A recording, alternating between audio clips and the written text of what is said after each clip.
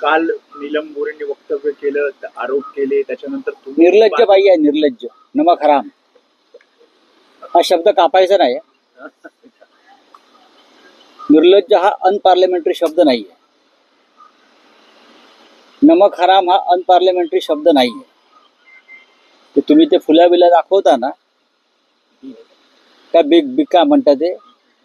एक लक्षात घ्या, साहित्य संमेलन, अखिल भारतीय मराठी साहित्य संमेलन, तिथे साहित्य विषयक, मराठी संस्कृती, मराठी भाषा, मराठी माणूस विस्तार या संदर्भात चर्चा केली पाहिजे आणि चर्चा व्हायला पाहिजे. पण राजकीय चिखलफेक, महाराष्ट्रातल्या प्रमुख नेत्यांवर चिखल फेकण्यासाठी साहित्य संमेलन तुम्ही भरवलं का? दिल्लीत, देशाच्या राजधानीत. काय हे जे साहित्य महामंडळ आहे, ज्यांच्याकडे जे खंडण्या घेऊन हे संमेलन भरवत आहेत, आय रिपीट, साहित्य महामंडळ, मराठी साहित्य महामंडळ, म्हणजे सरकारनं 2 कोटी रुपये दिले की त्यातले 25 लाख काढून घ्यायचे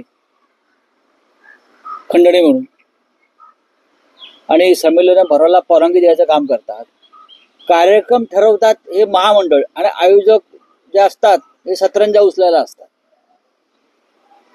कार्यक्रम जे आहेत ना कार्यक्रम पत्रिकेवर, ते उषा तांबेंनी ठरवले, ज्यांचे पतिराज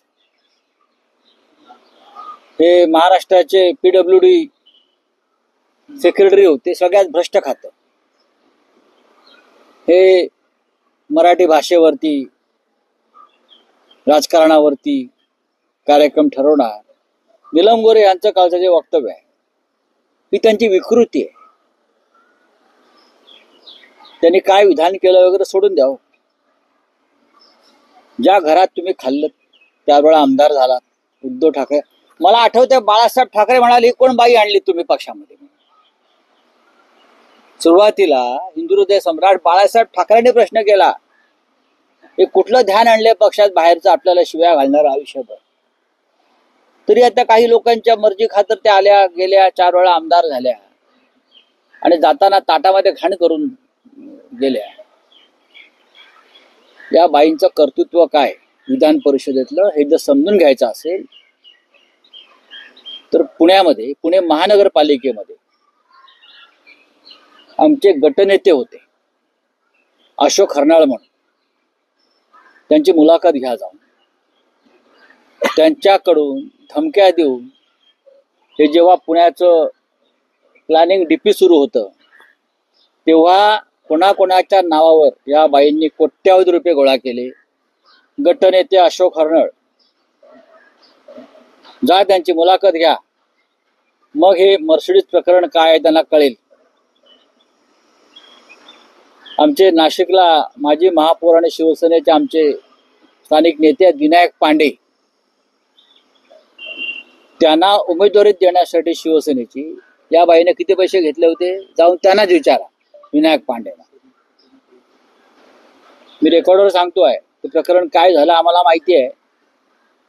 विनायक पांडेने पैसे कसे वसूल केले त्या बाईकडून नंतर हे. पण विनायक पांड्यांची, अशोक हरनाळ यांची मुलाखत घ्या. अजून तुम्हाला काही नावं देईन 2 दिवसांनी. माझं एवढंच म्हणणं आहे, तुम्ही कोणावर थुंकताय? मातोश्रीवर? तुमची लायकी नसताना 4 वेळा काय तुमचं कर्तृत्व होतं? माझ्या कर्तृत्वावरती मला बाळासाहेबांनी आमदार, तुम्हाला बाळासाहेबांनी आमदार केलं नाही. मी परत सांगतो, अशा घाणेरड्या लोकांना बाळासाहेब आमदार करत नाही.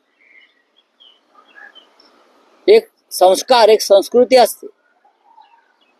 आम्ही गेलो, सोडून गेलो, दूर झालो, काही कारणं असतील तुमची, तुम्ही अशा प्रकारे विधान करता. मातोश्रीच्या बाबतीत, शिवसेना पक्षप्रमुखांच्या बाबतीत, ज्यांनी तुम्हाला 4 वेळा आमदार केलं, ज्यांनी तुम्हाला 4 वेळा आमदार केलं, उपसभापती केलं, म्हणून तुमचा रुबाब आहे ना. मुळात साहित्य म्हणजे मराठी साहित्य महामंडळ आहे, त्याने माफी मागायला पाहिजे. ज्या कोणी त्या उषा तांबे वगैरे बाई आहेत ना, त्या कोण आहेत मला माहित नाही, त्यांचं काय साहित्यातलं योगदान मला माहित नाही. हे साहित्य संमेलन भरवणार, मराठीचं उद्घोष करणार? आतापर्यंत आम्ही या विषयावर कधी बोललो नव्हतो. मराठी भाषेचा आणि मराठी साहित्याचा विषय, साहित्य आम्हाला कळतं, आम्ही लिहिणारे माणसं आहोत. पण राऊत साहेब, तुम्ही नीलम गोरेच्या बाबतीत आता जो शब्द वापरला, त्या महिला आहेत आणि त्या महिला असल्या म्हणून काय झालं? सभापती आहे, मग काय झालं? तुमच्यावर हक्कभंगही येऊ शकतो. 10 हक्कभंग आणा हो. मी आता विधानसभा चालू आहे का? मला सांगू नका. मी नीलम गोरे या व्यक्तीवर बोललो आहे. काल ती उपसभापती म्हणून बोलली का उद्धव साहेबांविषयी? सभागृहातला विषय का? मला तुम्ही नियम सांगू नका. मी 24 वर्ष राज्यसभेत आहे. मला विधानसभा त्यांच्या आधीपासून माहिती आहे. कसला हक्कभंग? खरं म्हणजे महाराष्ट्राने या बाईवरती हक्कभंग आणला पाहिजे. विश्वासघातकी बाई, काय तिला कमी केलं होतं द्यायला माननीय उद्धव साहेबांनी? हक्कभंग वगैरे मला धमक्या देऊ नका हो. आम्ही सगळं तुरुंग वगैरे भोगून आलेलो आहोत. सगळे ईडी झालं, सीबीआय झालं, हक्कभंग पण झालेत आमच्यावर राज्य संसदेचे.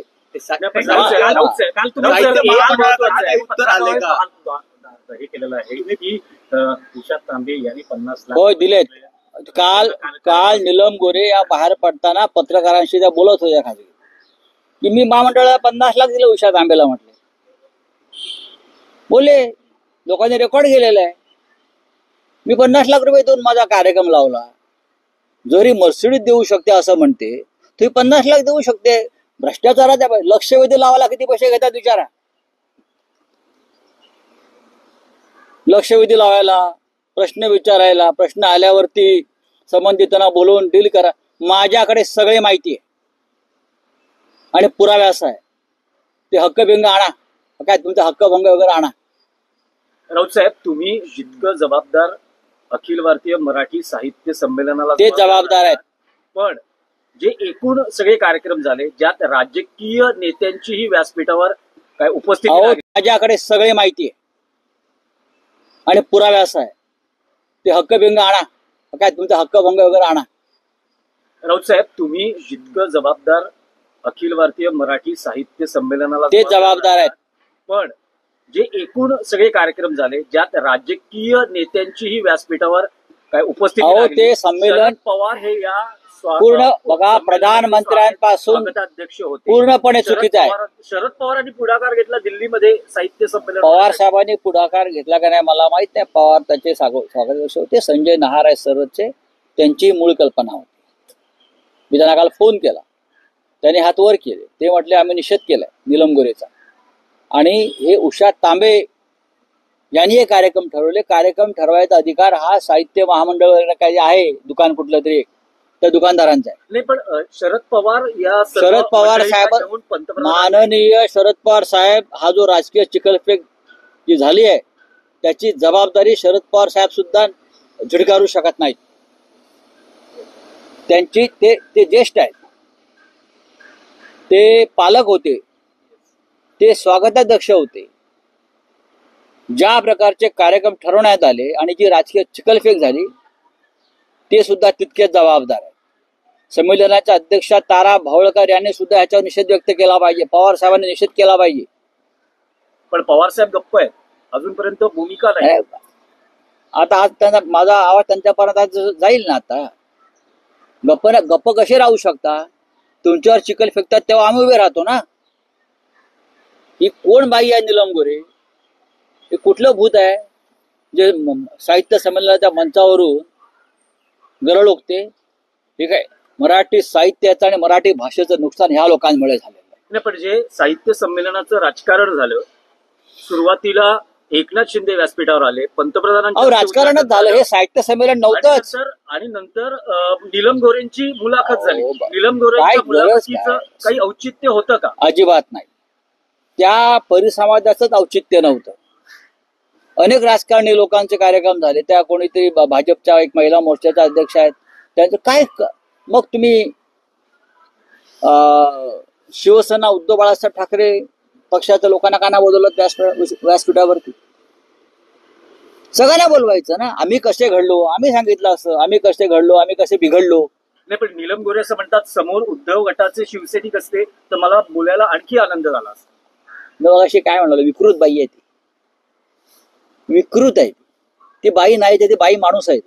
कालच्या समोरोपाच्या समारोपाच्या भाषणामध्ये एकनाथ शिंदे यांनी म्हटलेलं आहे की तुमचे तिरस्कार हेच माझे पुरस्कार आहेत. जाऊ द्या हो, येडा माणूस आहे तो. काय तर ते घेऊन बसलाय. महामंडळाची चर्चा सकाळी 4 वाजता जाऊन त्याच्या बॉसला भेटतो अमित शहा, दारात उभा राहतो जाऊन.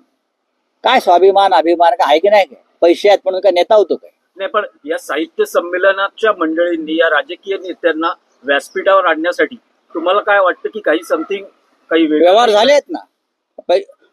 सध्याचं सरकार एकनाथ शिंदे असतील कोण हे यांची ताकद पैसा ही त्या सर्वत्र पैसा द्या आणि मान सन्मान मिळवा.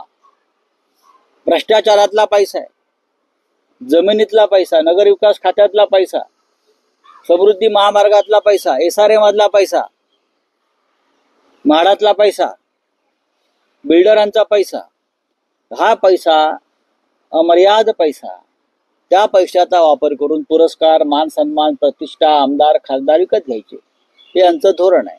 खरं म्हणजे राज्याचे मुख्यमंत्री देवेंद्र फडणवीस यांनी साहित्य संमेलनामध्ये एक संयमी भूमिका घेतली. मुख्यमंत्री म्हणून त्यांचं भाषण मी ऐकलं, जसं मुख्यमंत्र्यांचं भाषण असायला पाहिजे महाराष्ट्रात तसं ते होतं. पण त्यांनी ही जी पिलावळ त्यांच्या आसपास होती त्या पिलावळीचा उच्छाद ते रोखू शकले नाही. तुम्ही म्हणतात महामंडळाने माफी मागावी की नीलम गोरेंनी माफी मागावी. नीलम गोरे माफी मागण्याच्या लायकीची पण नाही. तुम्ही आंदोलन करताय, तुमचं आंदोलन सोडून द्या हो.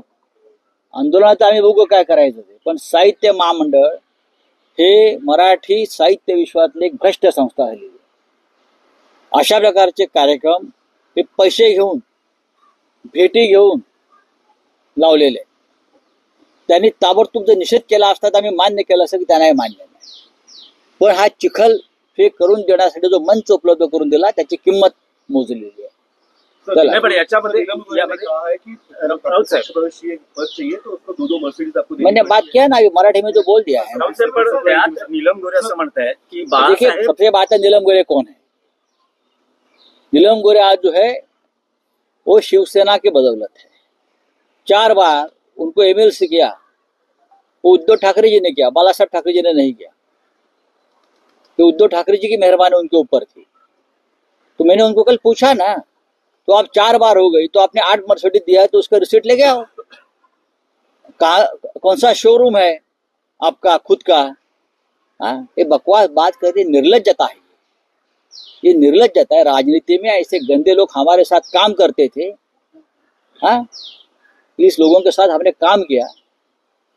गंदे लोग हैं ये सब. एकनाथ शिंदे क्या, नीलम गोरे क्या, आप जिस थाली में खा रहे थे, हाँ, सोने की चम्मच से और सोने की थाली में, आप वहां गंदगी करके चले जाते हो.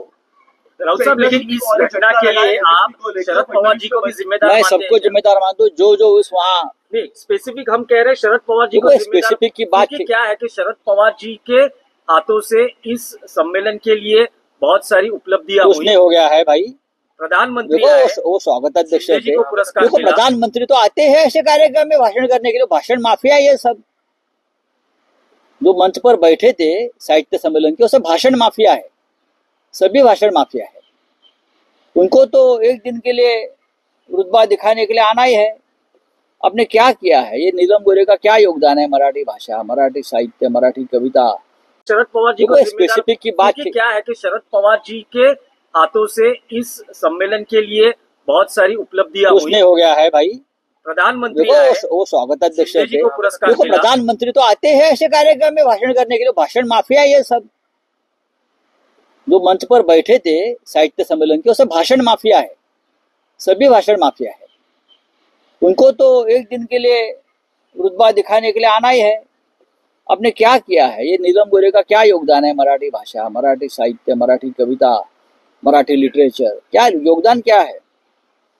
फॉरेन से फंड आता है, उनकी संस्था को उनका हिसाब दीजिए. ईडी को बोलिए हिसाब ले लो. लेकिन पवार जी ने कुछ स्टेटमेंट करना चाहिए, भूमिका रखनी चाहिए, आपको पवार लगता है? पवार साहब एक राजनीतिक आदमी है. हमें चाहते हैं कि जिस प्रकार से ये कीचड़ उछाला गया है राजनीतिक, पवार साहब ने भी उनका निषेध करना चाहिए. करना चाहिए ना. आप जिस मंच के स्वागताध्यक्ष रहे वहां उस प्रकार से महाराष्ट्र के प्रमुख नेता, महाराष्ट्र के एक्स चीफ मिनिस्टर बाला साहब ठाकरे जी के बेटे के ऊपर कोई आकर कीचड़ उछालता है और आप चुप बैठते हो. ये जो कोई साहित्य महामंडल है, करप्ट संस्था है. ये पैसा देकर ऐसे कार्यक्रम करते हैं। चलो thank you. Sir, Eknath Shinde को और एक झटका दिया फडणवीस ने एमएसपी बंद कर, और दूसरी ओर आज थाना में गणेश नायक को जनता दरबार चालू। तो मैं क्या करूँ? आप जाइए दरबार में, जनता के लिए दरबार है। दरबार लेना किसी एक व्यक्ति का काम नहीं होता। सब मंत्री है, महाराष्ट्र के मंत्री है, थोड़े एक डिस्ट्रिक्ट के मंत्री होते हैं। गणेश नायक को तो पुराना अनुभव है। गणेश नायक तो एकनाथ शिंदे को बहुत सीनियर नेता है। एमएसपी बंद होना सर एक बड़ा झटका माना जाता है एकनाथ शिंदे के लिए। क्या बंद हो गया? एमएसपी का जो गठन किया था, जे समिती नेमली होती ती बंद केलेली आहे. कुठली समिती? एमएसपी समिती, एमएसपी जे दर याचे अन्नधान्याचे दर मिनिमम सपोर्ट प्राइस, हाँ, न्यूनतम मूल्य अगर बंद किया है राज्य के मुख्यमंत्री ने, तो उनके मन में कोई और अच्छी बात होगी। पहले वाला जो गठन समिति का था, जरूर उसमें कुछ करप्शन हुआ होगा, नहीं तो बंद नहीं करते।